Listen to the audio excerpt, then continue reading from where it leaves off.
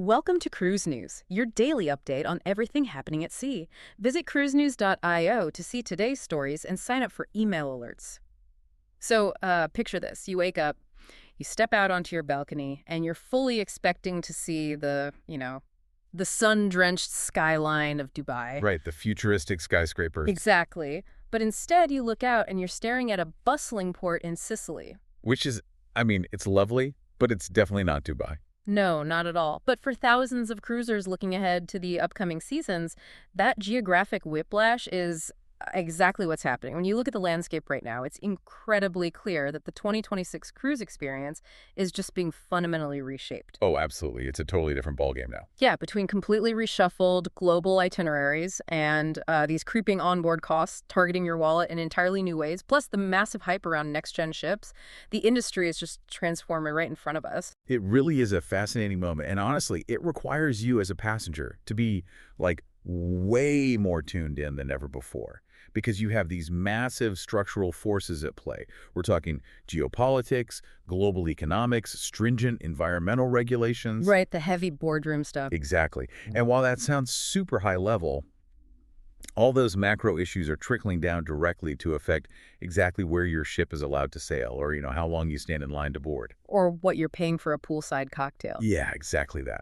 So to start, I think we really need to look at the physical map of cruising because the geography of the 2025 and 2026 winter season has just been completely upended. It's basically been thrown out the window. Yeah, we're seeing this massive, unprecedented exodus from the Arabian Gulf. Cruise lines are just outright canceling their winter seasons there, citing security concerns and heavy operational constraints. The scale of this pullback, it really can't be overstated. MSC Cruises, for example, they completely canceled the remainder of their Middle East season for the MSC Euribia. Yeah, that was 5 upcoming departures calling in the UAE, Qatar, Bahrain. And they did it citing direct guidance from regional military authorities. Which you don't mess around with. And it's not just MSC, right? No. TUI Cruises pulled 2 of their major ships. They pointed to really strict travel warnings from the German Foreign Office. So their Mein Schiff 4 sailings are canceled all the way through March 23rd, 2026. Jeez. And Mein Schiff 5 is canceled through March 12th. Plus, Arabian Cruises completely dropped its planned Gulf program. And then there's Celestial Cruises, who canceled the balance of their Gulf season for the Celestial Journey and Celestial Discovery, which is causing ripple effects that delay their Eastern Med season too. Right, it's a domino effect. Okay, let's unpack this for a second, because I think it's so easy for people to read a headline about a canceled itinerary and just sort of underestimate the sheer logistical nightmare involved here. Oh, it's a massive headache. Rerouting a massive modern cruise ship is not... It's not like changing the route of a city bus, It's literally like picking up a small floating city and having to instantly find new infrastructure. Exactly. It's not just finding a new parking spot at a dock. Right. You have to figure out how to reroute 50,000 eggs, tens of thousands of gallons of fuel, and you have to negotiate hundreds of international crew visas to a completely different continent. And they're doing this with, 30 to 60 days notice? Yeah. And what's fascinating here is the broader geopolitical ripple effect, because it directly impacts your booking options, even if you never plan to sail the Middle East. How so? Well, the Arabian Gulf was really building massive momentum as the next great winter destination. But this pullback highlights how fragile that momentum is in emerging regions. When lines pull out of the Gulf, those ships don't just sit empty. No, that costs millions. Right. So the default safe harbor for the European cruise market is the Mediterranean. You're basically seeing this massive capacity dump back into the Med. And a capacity dump means ports that were expecting a quiet, sleepy winter are suddenly totally overwhelmed, right? Precisely. Port schedules are locked in 2 to 3 years in advance. Yeah. Now, cruise lines are knocking on the doors of authorities in Barcelona or Civitavecchia, begging for berths, with just months to spare. It fundamentally reshapes port traffic for the whole 2026 season. We saw this play out with Carnival Corporation earlier, didn't we? Yeah, Costa Cruises and AIDA canceled their Gulf seasons months ago.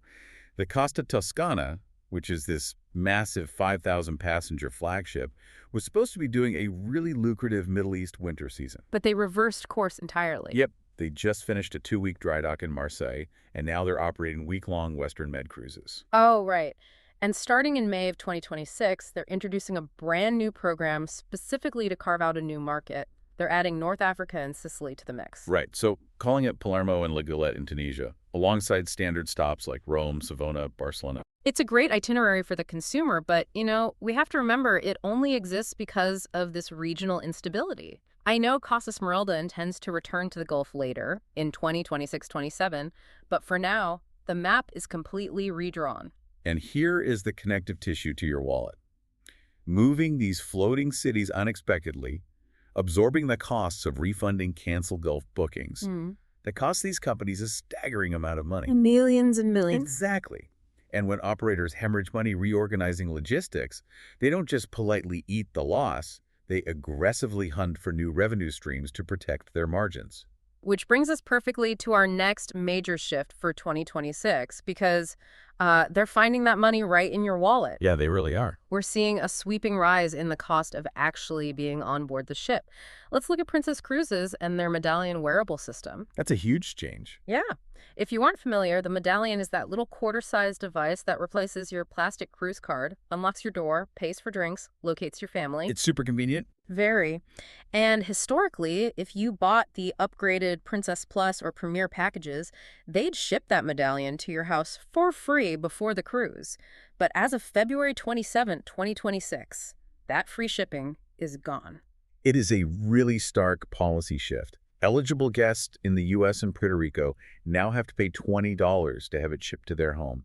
In Canada, it's $25. And that's per order, right? Yes, to a single address. Yeah. You can get up to 4 medallions in one order, but if you have an extended family traveling from different households, those $20 fees stack up incredibly fast. Princess said the adjustment was to, quote, align pricing and ensure continued high-quality, reliable shipping. Sure.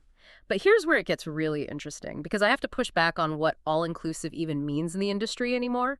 If you specifically buy a premium top-tier package that's marketed to bundle your costs, but you still have to pay $20 just to get your room key mailed to you, aren't they just unbundling the vacation by 1,000 tiny cuts? Yes, absolutely. I mean, you can still pick it up for free at the port, but doing so changes your whole embarkation experience. If you pay the $20, you get the faster green lane at the terminal.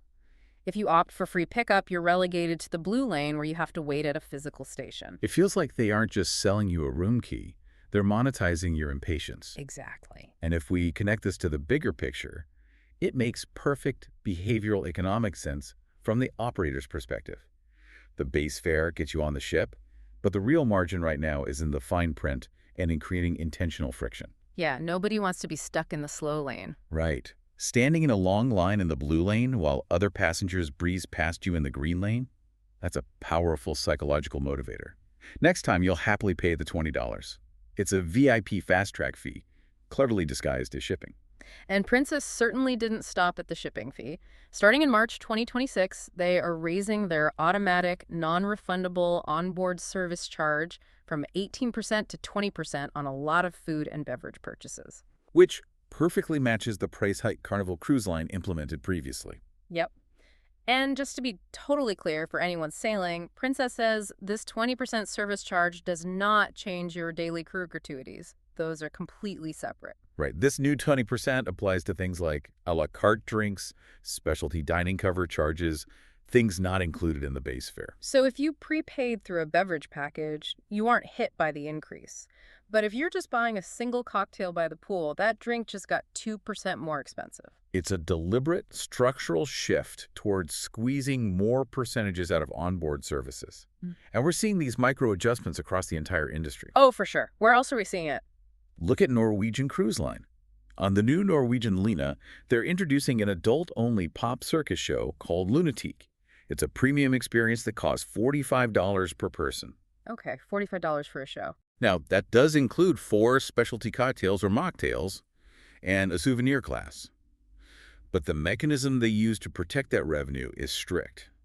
If you cancel within 2 hours of showtime, you get hit with a $10 cancellation fee. Wow. And it's not just slapping fees on entertainment or drinks either. It's also about changing the mechanics of how and when you actually pay for the trip itself. Oh, you mean the P&O announcement? Exactly. P&O Cruises just announced that for new bookings made on or after March 10, 2026, for voyages departing late in the year, they're extending their final payment deadline. Which used to be 90 days before embarkation, right? Right. Now they've pushed it out to 120 days. That move is entirely about cash flow and securing capital earlier. By pushing that final payment out a full month, The cruise line gets thousands of dollars in hand 30 days sooner across tens of thousands of passengers. Which means massive interest accumulation for them. Exactly, working capital for the cruise line while minimizing last-minute cancellations. It shifts the financial burden heavily onto you, the passenger, much further in advance. And we're even seeing logistical changes framed as operational updates that are really about efficiency and margins.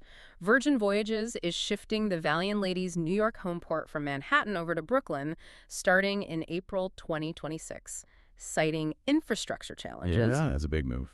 And Carnival is expanding its express dining program fleet-wide. If you use their Hum app, they guarantee a complete main dining room experience in under an hour. Which sounds great if you're in a rush to catch a comedy show. Right. But let's be real, it drastically increases table turnover for the ship, allowing them to feed more people with fewer staff hours. Every single one of these moves is an optimization of the operator's balance sheet. Exactly. So the question becomes, in a landscape defined by itinerary chaos, $20 room keys, and 120-day payment schedules, how does the industry keep cruisers eager to come back? Well, they build spectacular, incredibly hyped-up new ships. That's the secret sauce. It really is. Let's talk about TUI Cruises and the Mein Schiff Flow. This ship just completed its first technical and nautical sea trials in the Mediterranean, gearing up for its summer 2026 debut. Sea trials are always a wild process to follow. They really are. This is where they take the ship out of the shipyard in Italy and basically push it to its absolute structural limits under real operating conditions. TUI's director of new build said the ship performed exceptionally well, testing engine performance, stabilizers, safety systems. It's a critical milestone, and they do some truly extreme maneuvers during these trials that you would just never experience on a standard vacation. Like what? They perform 360-degree turns, really aggressive zigzag courses to test the rudders, and they perform what is known as a Williamson turn at top speed. Okay, so what does this all mean? I was reading about this, and to my understanding, a Williamson turn is that crazy emergency handbrake maneuver a ship uses if someone falls overboard. Is that actually safe to do on a massive multi-thousand passenger floating resort? It is absolutely safe and legally required to be tested, but it is intense. I can't imagine taking a cruise ship and throwing it into a drift.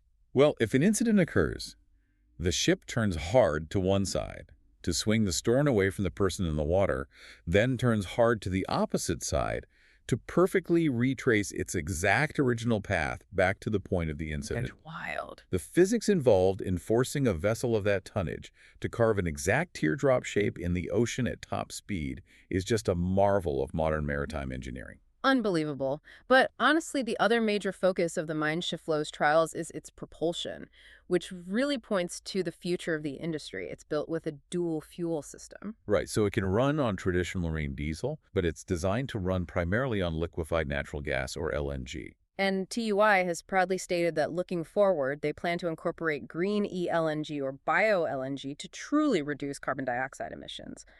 But they haven't given a firm timeline for when that genuinely green fuel will actually be available for regular operations. No, they haven't. So I have to ask you, with the ship hedging its bets on a dual fuel system while waiting for this future green e-LNG to materialize, is this a genuine environmental revolution for the 2026 cruiser, or is it just a regulatory stopgap? This raises an important question about the stark reality of modern shipbuilding. The dual fuel approach is undeniably a transitional step. It is heavily driven by stringent European environmental regulations that demand lower emissions today. Makes sense. Now, to be fair, LNG burns significantly cleaner than traditional heavy marine fuel. It almost entirely eliminates sulfur oxides and drastically reduces particulate matter, but it is still a fossil fuel. Right. The true revolution will be when scalable, affordable e-LNG is readily available. And that is incredibly hard to achieve. You need massive amounts of renewable energy just to synthesize e-LNG, and you need specialized cryogenic port infrastructure to store it. So they're building ships for a fuel that isn't really there yet. The cruise lines are essentially building ships today for a fuel that doesn't exist at commercial scale yet. Yeah. So they build dual fuel engines to bridge the gap, complying with today's rules while remaining physically capable of utilizing tomorrow's green technology. It's a massive multi-million-dollar balancing act. But beyond the engineering, TUI is doing something really fascinating with the marketing of this ship. Oh, the Godmother contest. Yes. So the Mein Schiff Flow is going to be christened on June 20, 2026 in the port of Trieste.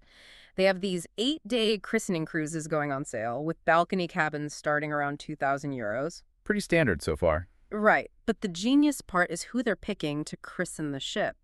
Traditionally, a cruise ship's godmother is a celebrity, a royal, some prominent public figure. TUI CEO announced they are completely breaking with that tradition and searching for the godmother entirely from their pool of past guests. Yeah, any past guest of legal age can apply on their website right now. You just submit 3 photos, a personal written story, and a video explaining your deep connection to the brand.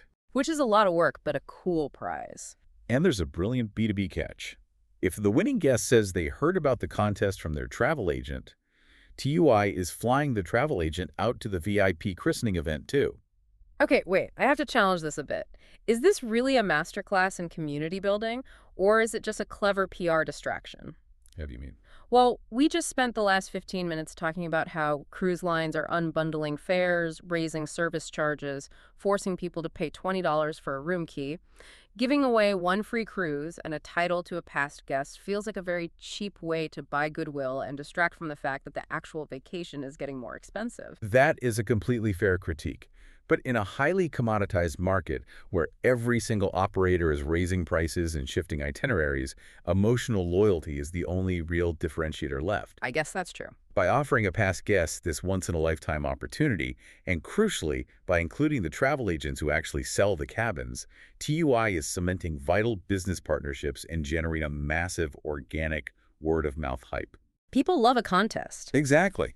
It's a highly calculated move to reward fierce brand loyalty at the exact moment the industry is testing passenger patience with new fees.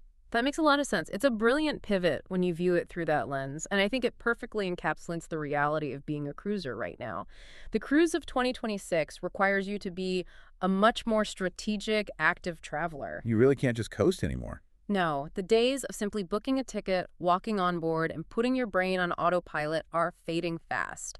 From deciding whether paying a shipping fee is worth jumping from the slow blue lane to the fast green lane, to tracking how global geopolitical shifts might suddenly relocate your winter vacation from the Gulf to the Med, today's cruiser has to actively manage their time off. The layers of complexity have undeniably increased. You have to understand the fine print of 20% service charges, you have to manage your cash flow to meet new 120-day payment deadlines, and you have to understand the mechanics behind the incredible new ships being launched. Which leaves us with a final thought for you to mull over. We're seeing these floating cities get incredibly smart running on transitional dual fuels, performing automated emergency maneuvers at top speed, guaranteeing your dinner in under an hour via a smartphone app. The tech is amazing. It is. But as the ships themselves get smarter and more technologically advanced, do we, as passengers, actually have to work harder and plan more aggressively just to extract the value we want out of our vacation? It's definitely something to think about before you book that 2026 sailing. Thanks for listening to Cruise News. Visit cruisenews.io to catch up on the latest updates and sign up for free email alerts.